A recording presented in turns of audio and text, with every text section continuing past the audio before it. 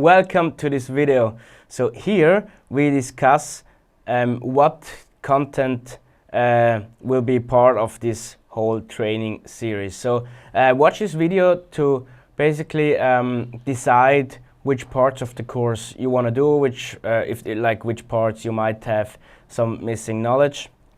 I'll not just go through the whole course content. Of course, if you are new to sound engineering, if you have never done it, I strongly recommend you to basically start at this point and follow through the whole course. So the course is split into 5 different units.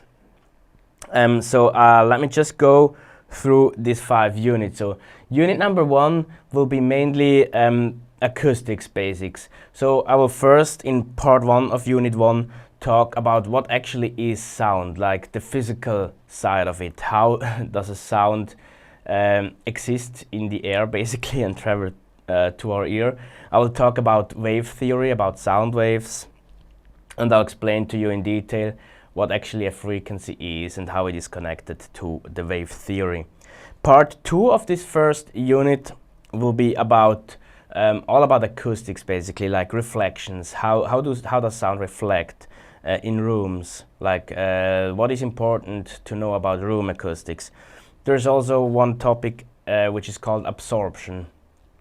So there is a I don't go into it now, but absorption is also one thing we should know about. Then number 3, volume, sound, pressure level. So we will talk about what is decibel, basically. How do we get to sound volumes, and what do these volumes actually mean? And then 4th, we will also talk about what happens when different sound waves occur at the same point in time at the same place, so overlay of sound waves. Unit number 2 will be mainly about electroacoustics. So it consists of 6 different parts. Part number 1, I will talk about different types of microphones and what you should know about these different types. Then number 2, I will talk about microphone placement. This is especially important for like drum miking and also for guitar miking.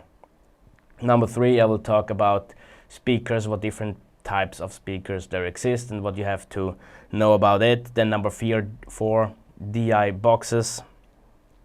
Number 5, what different wires exist, like XLR, check, and so on. I will say what the difference is between these wires and in which where you should use which type of wire. Then number 6, we will go a little bit into wireless systems, mainly wireless microphones. This was unit number 2. Then unit number 3 will be about signal processing.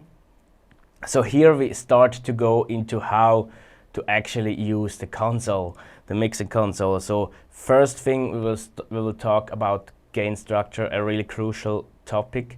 Many sound engineers do this thing wrong. So we will take some time to talk about gain structures there. We will talk about equalizers. We will talk about compressors. We will talk about gates, and we will talk about graphic EQs. So all the different tools basically available in a console.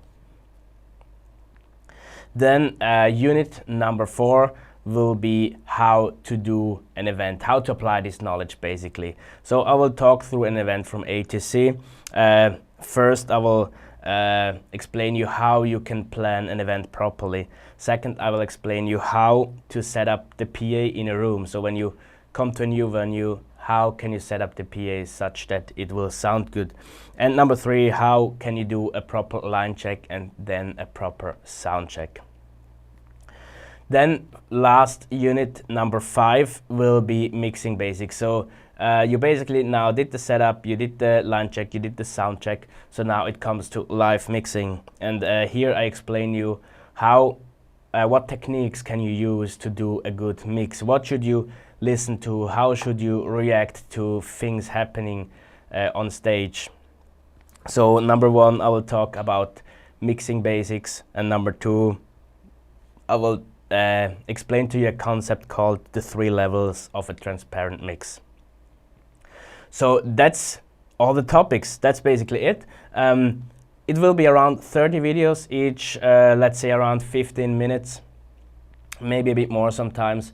And yeah, I think I'm really convinced that if you go through this course, if you follow this course closely, then you will really get a solid foundation of all of these topics, so that you can become a better mixer and create good sounds. Because we know it's obvious, good sound really makes the audience experience a good event, and we can really, as sound engineers, be people who contribute a lot to that the people in the audience have a good experience.